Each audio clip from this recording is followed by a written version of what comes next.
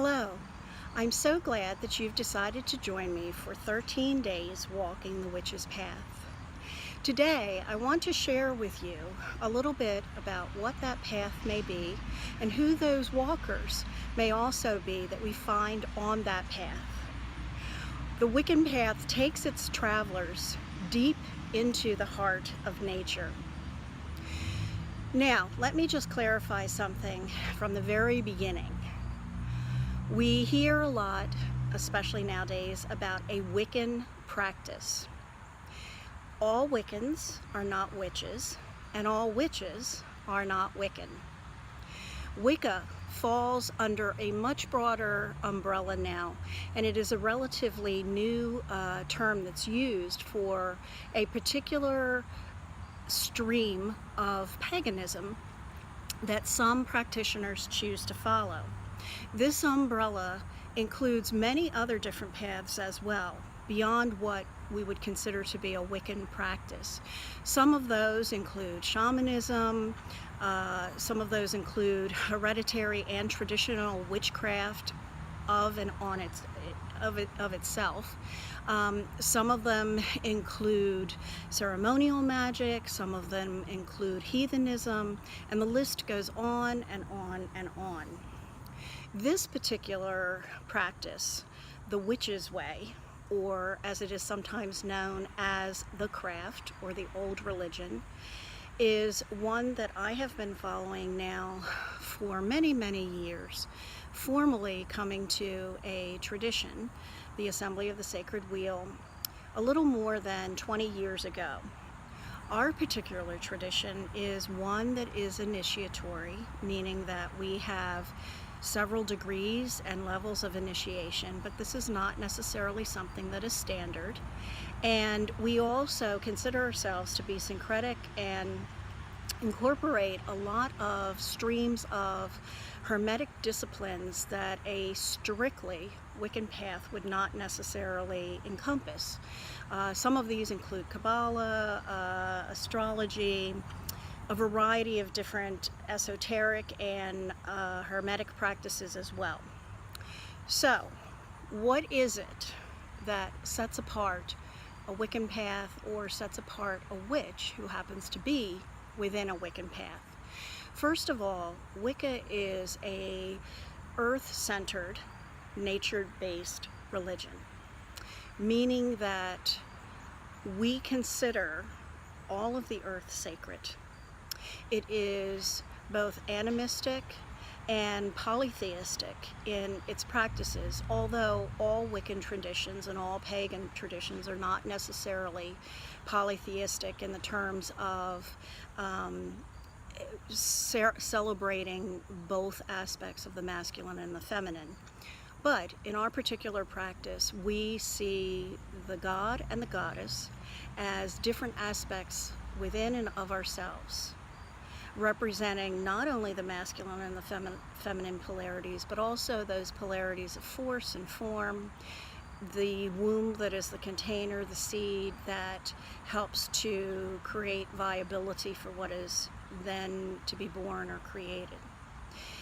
Beyond that, we also honor the cycles of nature. Now, how and what that looks like differs not only from tradition or practice, but from practitioner to practitioner. For the most part, we celebrate the cycles of the moon phase, the new, the full, and the dark moon. We also celebrate 8 sabbats, or solar days, that are on the Great Wheel. These are inclusive of some of the major sabbats that you probably have already encountered if you've explored Wicca or pagan practice or the Wheel of the Year. These would include the winter solstice, Imbolc, the vernal equinox, which is also known as Ostara, Beltane, the summer solstice, which is sometimes called Litha, Lughnasadh or Lammas, the autumnal equinox, which is sometimes called Mabon, Samhain, which of course is the witch's new year and the big one, and back around again to the winter solstice or Yule. So those are the 8 sabbats that we also celebrate. The goal is one of aligning yourself with the natural seasons that occur on the earth itself, going through fall, through winter, through spring, and through summer, building awareness for when these seasons transit and when they change, and what occurs in nature when these seasons change as well. And also being aware of the astronomical events that may tie in with that. Now, not all witches necessarily embrace or engage using astrology. Spell work does not need to be done in accord with certain astrological details. So again, this is a practice that is as varied and diverse as those who are on the path itself. It is pantheistic in that we see the divine everywhere and in everything. And we see all that is life as being a part of that divinity. And so therefore, because we are also part of this system and this chain and this ecological and environmental space of evolution and living, we too are also part of that divine cycle that occurs. Many Wiccans and other pagans also make an effort in some way to develop their intuitive capacities or abilities. This is where you may see scrying, you may see divinatory tools such as tarot being brought into the measure, using pendulums, using dowsing rods, using a variety of different methods, modalities, and techniques to help develop awareness. I see this not only as a skill set that I believe all of us inherently have to some degree. Others may just have a more natural predisposition or have time to develop it, or are just simply more aware of other things that are around them that are not quite so overt. But I believe that with practice, everyone can develop a certain level of skill set in not necessarily, it's not a matter of being able to see the future, but it's a matter of having more awareness of all of those things that surround us, the beings that surround us, the synchronicities that naturally occur within our life, but we often are too busy to take the time to actually notice. And these synchronicities are all part of the universal collective consciousness, which is us, essentially, blending and merging with the divine. Samhain is coming up, at least for the northern hemisphere. Everything on the witch's wheel, or the great wheel of the year, is flipped around northern hemisphere versus southern hemisphere. So because of the timeline that we're in right now, Samhain, or Halloween as many know it, is fast approaching. And in many cases, Samhain is noted as being the witch's new year. It was historically a time for the Celts when the final harvest was done, preparations were being made to enter the winter months, where there may not be as many stores of what was needed that should have been harvested, but for one reason or another were not. Death was imminent for some of the livestock that they had, and potentially also for some of the humans if they weren't able to actually gather to themselves enough of what was needed throughout the winter months. So Samhain was seen as a time when the veils between the worlds of the living and the dead, were thinnest, and the ability to communicate and the ability to also honor the ancestors and seek their wisdom was at its all-time high. It was also considered a new year because it was a place of new starts. It was a place of new beginnings, where people could welcome the winter coming in and make changes so that the next year things would be perhaps a little bit easier for them. They could learn from the lessons of what had occurred in this current year. Some practitioners on this particular path choose to remain as solitary, and some choose to join a group. What that group looks like can also vary from a study group to formally dedicating to a coven or a more organized sort of group within whatever your tradition is. Some covens do not belong to a tradition themselves, some stand alone.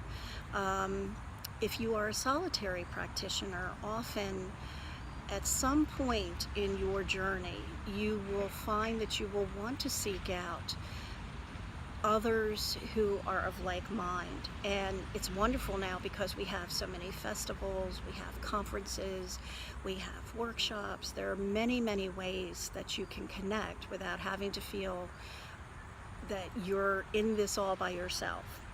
Now, as you've probably guessed, where I am choosing to record this is in a setting, it's on a property that we use for many of our open events. And I want to also clarify that, you know, walking a witch's path means that you can walk this in any setting. It doesn't have to be just going out into the woods and having the benefit of being hermited away somewhere on a very pristine, primal piece of property. I live very close to the city myself. You can hear the sounds of the roads that's nearby as well. And I purposely did this so that as we move through our days, our 13 days, I'm going to choose different locations. And my goal is to show you that this is a path that can be walked anywhere. You can begin this journey in a condominium in the midst of the busiest city that you know. You can begin this journey in a suburb. You can begin this journey in the country. You can begin this journey anywhere, because essentially this path is one that you are creating as you move through the process. There are no defined markers along the way.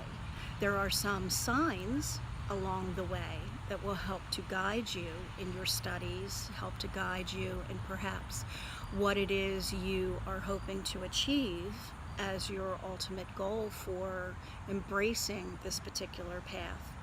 But there are no defined limitations to what this path can look like. The very practice of Wicca / and/or witchcraft itself is one that is relatively contemporary. What we see today as Wicca was not what our ancient ancestors may have practiced.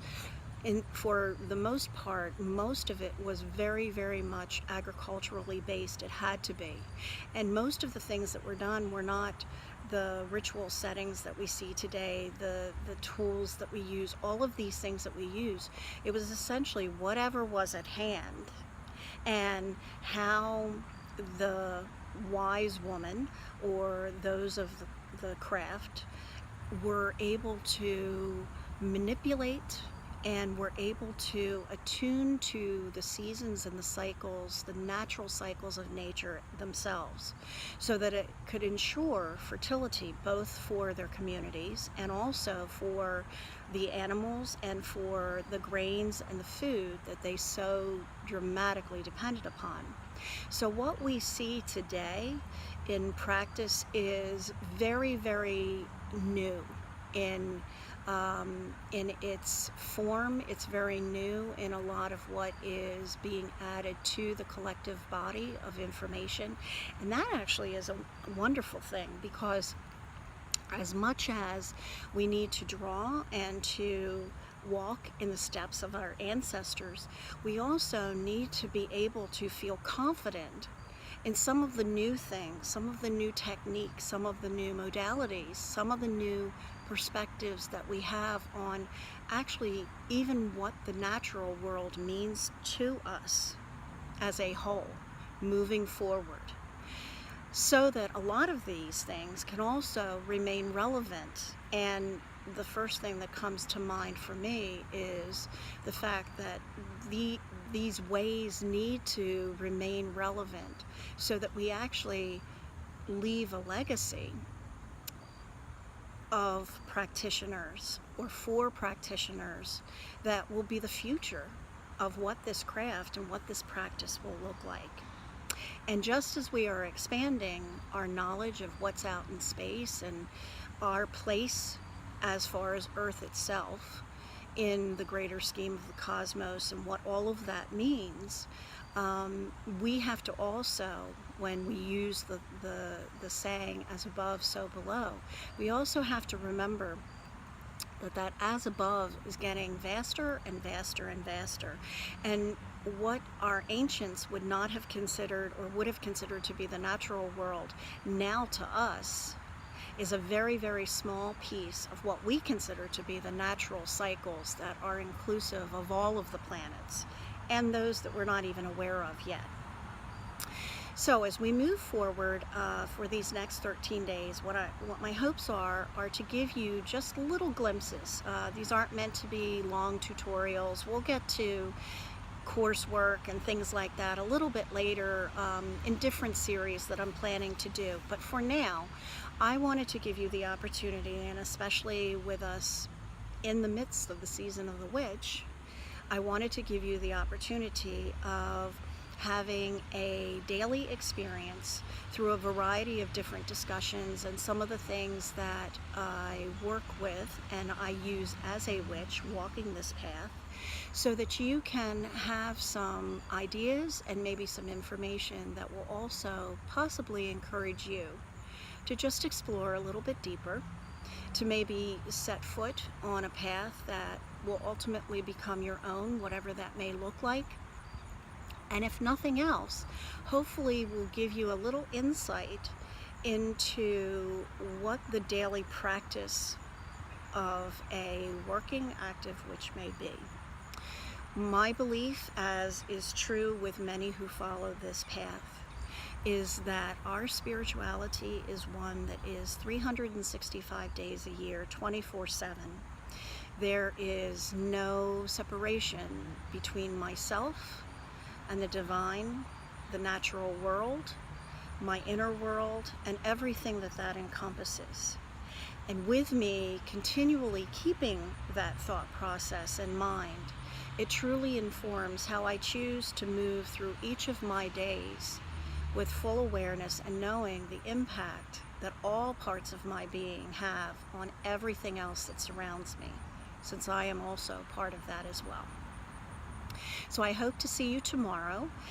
Tomorrow I'm going to talk a little bit about the natural world and the elements and some of the energies that are held within the elements and how we view those elements. So I hope you'll join me tomorrow for the second day of our 13 days walking the witch's path. Blessed be.